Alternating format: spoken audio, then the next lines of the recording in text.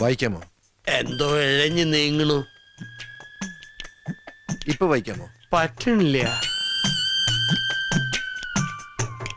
വായിക്കൂ. പറ്റണില്ല. അക്ഷരം അറിയാമോ? അറിയില്ല.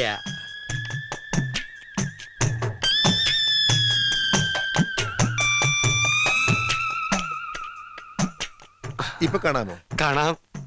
നിങ്ങൾക്ക് വ്യക്തമായി കാണാമോ? വ്യക്തമായി കാണാം. ഓക്കെ.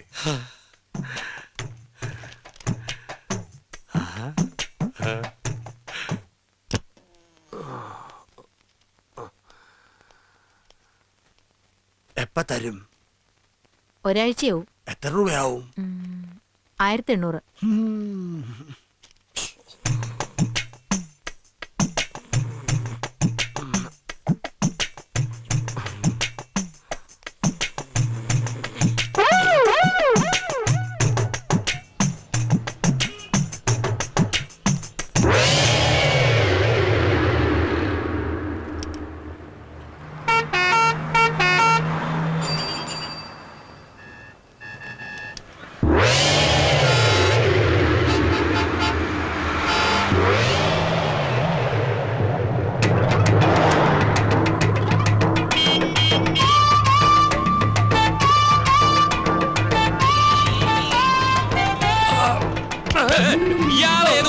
നേരെ നോക്കി നടക്കണോ?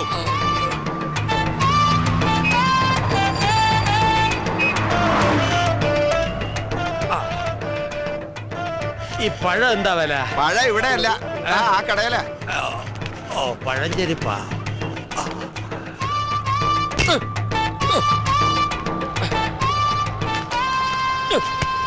എന്താ ഇത്?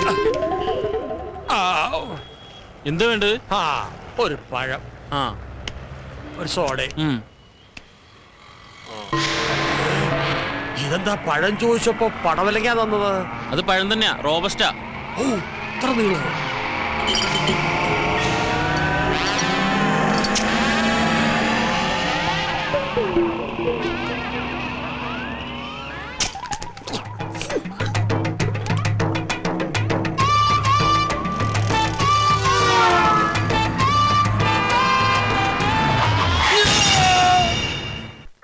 സുലൈമാനെ, രാഘവന് ചായ കൊടുത്തേ.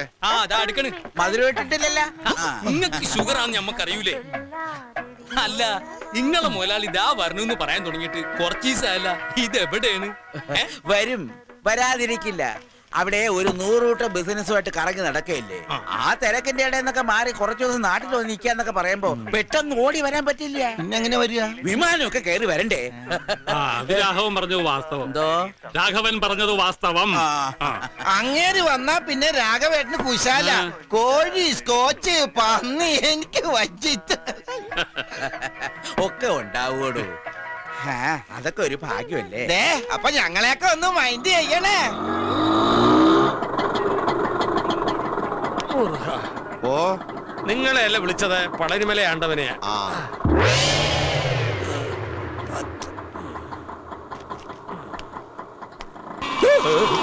അയ്യോ പാവം, ആ പിച്ചക്കാരന് വല്ലതും കൊടുത്തുട്ടേക്കാ.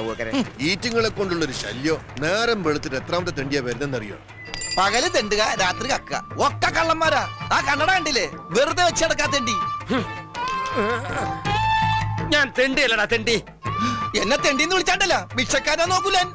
പരിപ്പടക്കറി ഞാൻ പറഞ്ഞേക്കാം. എന്റെ അപ്പനിട്ടെറി. ഞാൻ മേലായതന, മനസ്സിലായോ? പടച്ചോനെ, അനക്ക് ഇത് എന്താ പറ്റിയേ? പറ്റി കയ്യിലിരിക്കണ കാശ് കൊടുത്ത് കടിക്കണ പട്ടിയെ വാങ്ങി എന്ന് പറഞ്ഞ പോലെ. എന്നിട്ട് പട്ടി എവിടെ? നീ പോടാ പച്ചന്തേ. എന്താ ഉണ്ടായെന്ന് പറ വേല. ഇതാ പറയാവേ, കടുപ്പം കൂട്ടി ഒരു ചായ തരിക.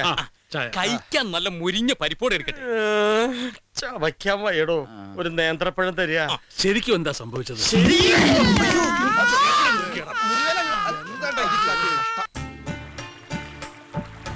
അപ്പൊ ഇനി 2 മാസം കഴിഞ്ഞ് പോയാ പിന്നെ ഇങ്ങോട്ട് വരികയില്ല. അല്ല, ഇനിയിപ്പോ പോവില്ലാന്ന് വെക്കാ. അപ്പൊ എന്തെങ്കിലും കുഴപ്പമുണ്ടോ? അയ്യടാ, പോയിട്ടില്ലെങ്കിൽ പിന്നെ അസലായി. എനിക്ക് പഠിക്കാനുള്ളതാ.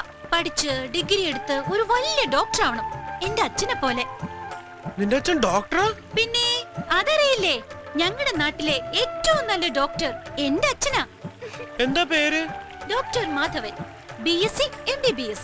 അപ്പൊ നിങ്ങളുടെ വീടൊക്കെ ടെറസാവൂല്ലേ? അതെല്ലോ. കാറൊക്കെ ഉണ്ടോ വീട്ടില്? എന്ത് നിറ?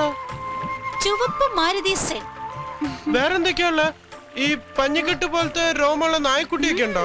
നായ്ക്കുട്ടിയുണ്ട്, ഫോണുണ്ട്, പിന്നെ TV, fridge, washing machine, air condition, അങ്ങനെ എല്ലാം ഉണ്ട്. ആ പിന്നെ സ്കൂളിൽ കൊണ്ടുവിടാനും കൊണ്ടുവരാനും ഡ്രൈവറും കൂടെ ഉണ്ട് ഞങ്ങൾക്ക്. ആട്ടെ, രമേശന്റെ വീട്ടിൽ എന്തൊക്കെയുള്ളത്? എന്റെ വീട്ടില് അത് പിന്നെ ഡേ നോണ പറയാൻ പാടില്ല കേട്ടോ. ഇല്ല. എന്റെ വീട്ടില് ഞാൻ അത് പിന്നെ ദേ എന്തിനാ മടിക്കണേ? പറഞ്ഞോളൂ. എന്റെ വീട്ടിലൊന്നുമില്ല. ആകെ ഒരു മണ്ട സൈക്കിളുണ്ട്, പിന്നെ പിന്നെ കുറെ പപ്പടപ്പൊടിയുണ്ട്. ഞങ്ങളൊക്കെ പാവങ്ങളാ. എന്റെ അച്ഛനെ ഞാൻ കണ്ടിട്ടില്ല. എനിക്ക് 1 വയസ്സുള്ളപ്പോൾ അത്ര അച്ഛൻ മരിക്കണേ. അമ്മയ്ക്ക് 2ാമത് കല്യാണം കഴിഞ്ഞു. അതിൽ കുട്ടികൾ വേറെ ഉണ്ട്. ചെറിയച്ഛന് എന്നും എന്നെ വെറുപ്പാ. എന്നെ തീരെ ഇഷ്ടമല്ല.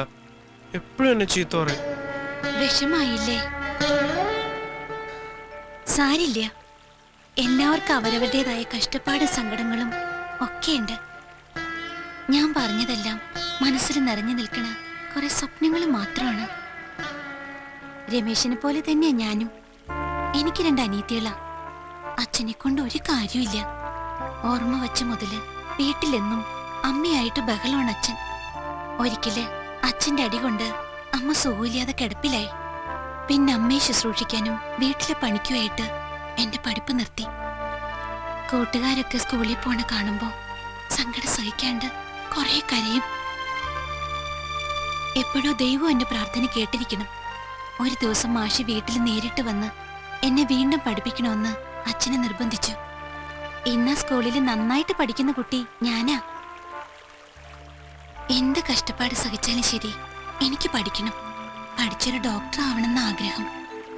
നടക്കുമെന്നറിയില്ല. തീർച്ചയായും നടക്കും.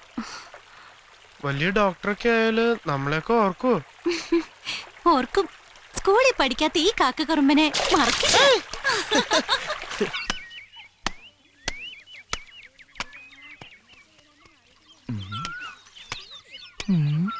മാലതി, രാഗിണി ചേച്ചി, ഏതാ പുതിയ 2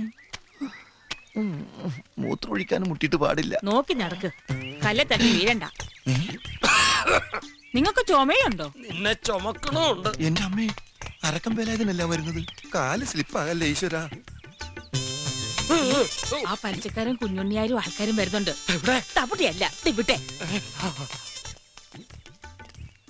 ഈ വഴിക്കാന്നോ? അവരിതുവഴിയാ വരുന്നത്. എന്തായാലും നമ്മളെ കണ്ടിട്ടില്ല. അപ്പൊ നീ നടന്നോ? പലിശ ചോദിച്ചാൽ ഞാൻ വീണ്ടും കാറടിച്ച് ആശുപത്രിയിലാണെന്ന് പറയൂ. നിങ്ങൾ എങ്ങോട്ടാ? പൊന്തക്കാട്ടിൽ ഒളിക്കാൻ. ഈ ലാക്കിനുള്ള ഷാപ്പിലും കയറി 4 കാലം വീട്ടിലെത്തിയ കോലെല്ലാം ഒടിക്കും ഞാൻ. ഇനി അതും കൂടെ ഒടിയാനുള്ളൂ. മുടിയാനായിട്ട് നീ പോ. പലിശക്കാരൻ കുഞ്ഞുണ്ണിയല്ല, അവന്റെ താത്ത മണ്ണുണ്ണി വന്നാൽ പോലും ഈ വേലായുധന്റെ രോമം പിഴാൻ പറ്റില്ല.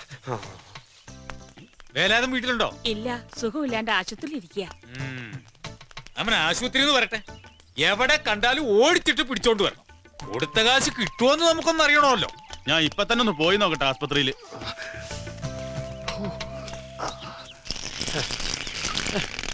ഇത് മഴ പെയ്യണോ?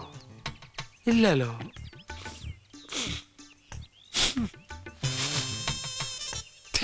ഒരു ഉപ്പുരസം. എന്തായാലും മരപ്പെട്ടി താമസമാക്കിയിട്ടുണ്ടോ?